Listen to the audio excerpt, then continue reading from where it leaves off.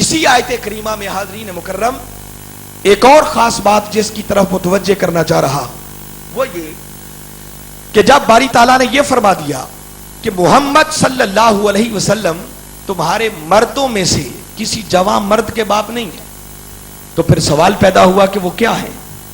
تو باری تعالیٰ نے آگے اعلان کیا وَلَٰكِن رسول اللہ، بلکہ وہ تو اللہ کے رسول ہے۔ آقا کی شان رسالت کا تذکرہ ہے، رسالت بڑا اونچا مقام اور منصب ہے، مگر اتنی بات کر کے آگے ساتھ ہی اللہ رب العزت نے جو اگلے کلمات وارد کیے، آگے وَخَاتَمَ الرُّسُلِ نہیں فرمایا، بلکہ فرمایا وَخَاتَمَ النَّبِيِّينَ، ہم نے انہیں سلسلہ نبوت کو ختم کرنے والا بنا کر بھیجا۔ مولا جب پہلے شان رسالت کا تذکرہ کیا تو ضروری تھا کہ آگے خاتم الرسل فرمایا جاتا، اب خاتم النبیین کیوں فرمایا؟ اللہ رب العزت کا کوئی کام حکمت سے خالی نہیں ہوتا، اس حکمت کی طرف بھی متوجہ کرنا چاہ رہا۔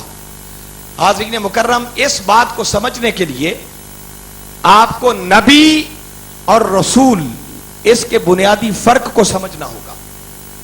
یاد رکھیں، نبوت چھوٹا درجہ ہے، رسالت اس سے اونچا درجہ ہے، اور ان دونوں ٹائٹلز کے اندر نسبت یہ ہے کہ ہر رسول وہ نبی ضرور ہوتا ہے۔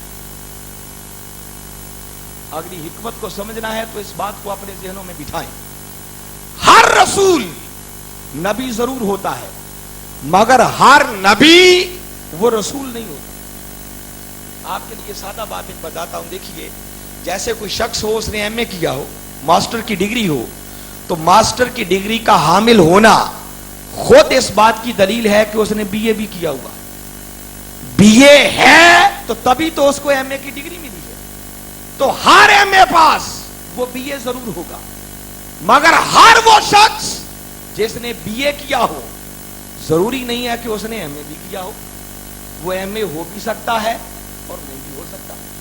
یہی نسبت کو چھد ادھر نظر آتی ہے، ہر رسول نبی ضرور ہوتا ہے، مگر ہر نبی رسول نہیں ہوتا۔ اللہ رب العزت نے خاتم الرسل کے کلمات نہیں فرمائے، اگر خاتم الرسل کے کلمات ہوتے کہ میں نے اپنے محبوب کو سلسلہ رسالت کو ختم کرنے والا بنا کر بھیجا، تو کوئی من چلا یہ معنی نکال سکتا تھا کہ ہاں آقا کی آمد سے رسولوں کا سلسلہ تو بند ہو گیا، مگر اتنی گنجائش باقی ہے کہ ان کے بعد کوئی نبی ضرور آ سکتا۔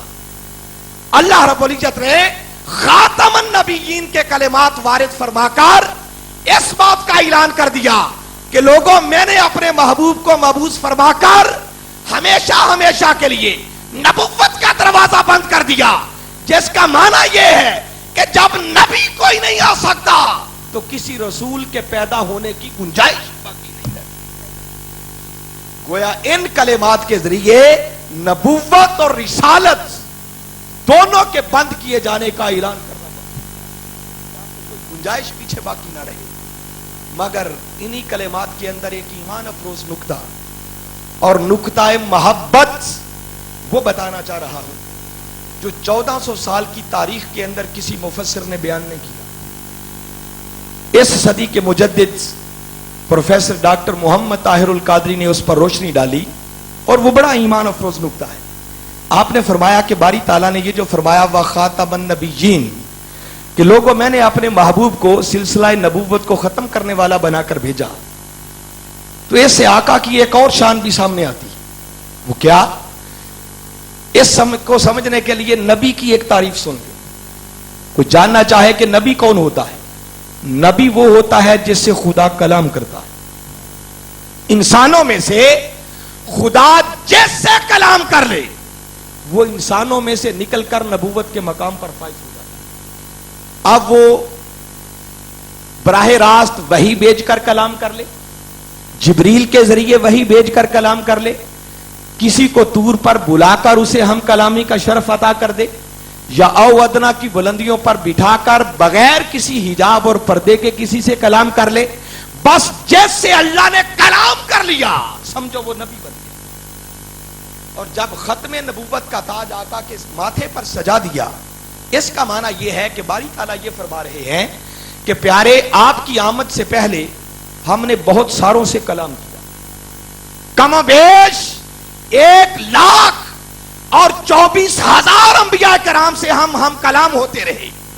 کبھی حضرت آدم علیہ السلام سے کلام کیا، کبھی حضرت نوح علیہ السلام سے کلام کیا، کبھی حضرت یعقوب اور یوسف علیہ السلام سے کلام کیا، کبھی حضرت موسیٰ علیہ السلام کو ہم کلامی کا شرف عطا کیا، کبھی حضرت یحییٰ علیہ السلام سے کلام کیا، کبھی حضرت عیسیٰ علیہ السلام سے کلام کیا۔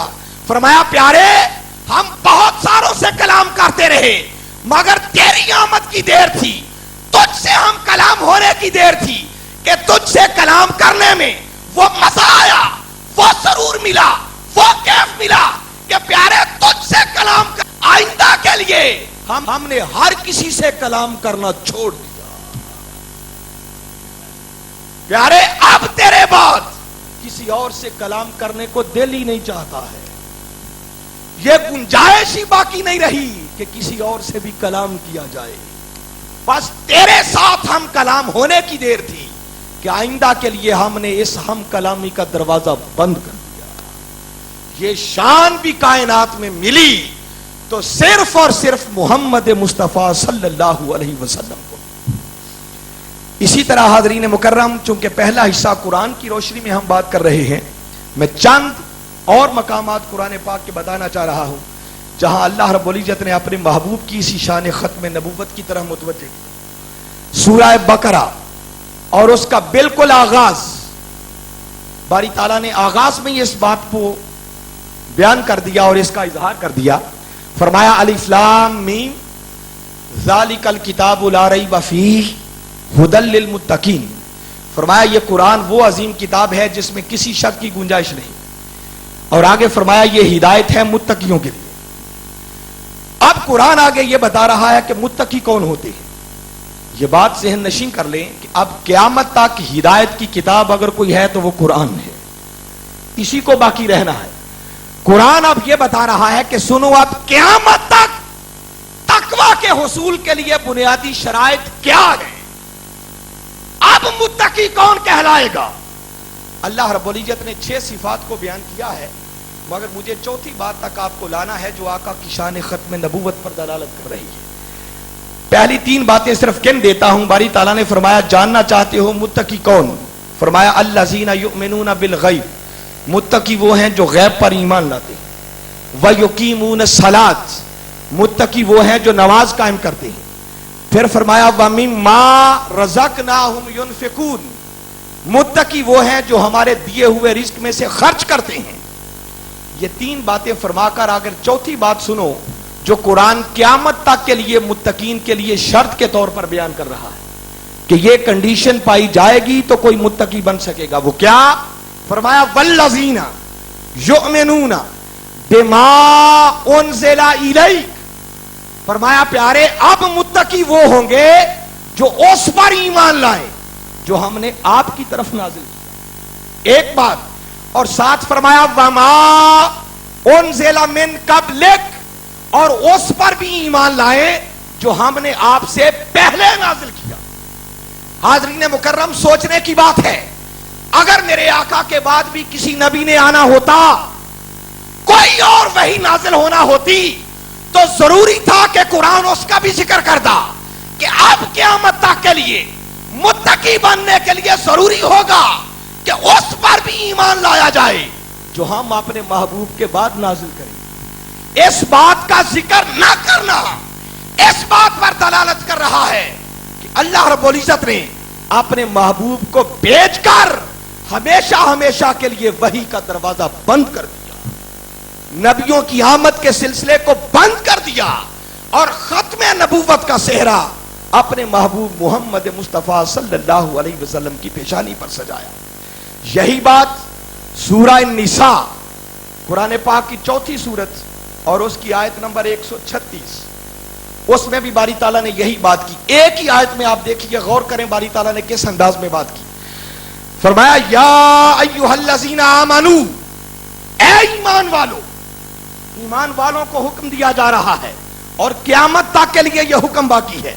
فرمایا آمنو باللہ ورسولہ، کہ اللہ پر بھی ایمان لاؤ، اس کے رسول پر بھی ایمان لاؤ. اور آگے سنے ساتھ فرمایا والکتاب الذی نزل علی رسولہ، اور اس کتاب پر بھی ایمان لاؤ جو ہم نے اپنے اس رسول پر نازل کی.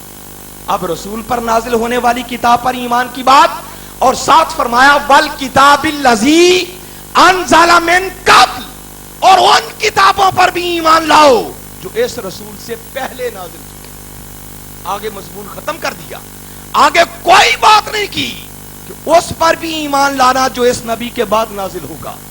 اس بات کا ذکر نہ ہونا یہ پھر آقا کی شان ختم نبوت پر دلالت کر رہا ہے. پھر حاضرین مکرم، سورہ آراف قرآن پاک کی 7ویں سورت اور اس کی آیت نمبر 158، اللہ رب العزت نے ایک ایمان افروز انداز میں اپنے محبوب کی اس شان ختم نبوت کا اعلان کیا.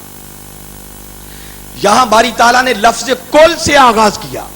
فرمایا کل، اے میرے محبوب مکرم صلی اللہ علیہ وسلم، ذرا آپ اپنی میٹھی میٹھی زبان سے اس بات کا اعلان فرما دیں، آپ اس بات کے ڈنکے بجا دیں. کیا؟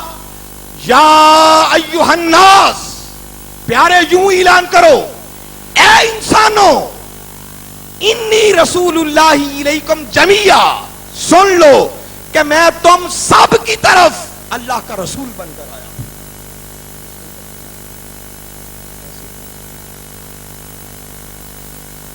بڑی قابل توجہ بات ہے. باری تعالیٰ اپنے محبوب سے اعلان کروا رہے ہیں اور کلمات یہ حکم دیا کہ پیارے یوں اعلان کرو، یا ایھا الناس، اے انسانوں. قیامت تک آنے والی انسانیت سے خطاب ہو رہا ہے.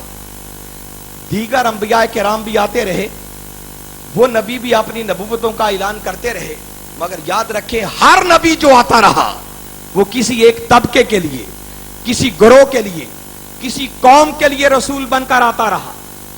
مگر تاجدار کائنات صلی اللہ علیہ وسلم کی باری آئی، اللہ رب العزت نے ساری حدوں کو اٹھا دیا. فرمایا پیارے، تجھے اب کسی خاص گروہ اور جماعت کی طرف رسول بنا کر نہیں بھیجا جا رہا. آپ اعلان یوں کرو، یا ایھا الناس، اے قیامت تک آنے والے انسانوں، انی رسول اللہ الیکم جمیعا، سن لو میں تم سب کی طرف اللہ کا رسول بن کر آیا. جب کوئی رسول اس شان کے ساتھ آ جائے جو قیامت تک آنے والی انسانیت کے لیے رسول بن کر آیا ہو، تو ایسے رسول کے بعد کسی اور نبی اور رسول کی گنجائش باقی نہیں رہتی.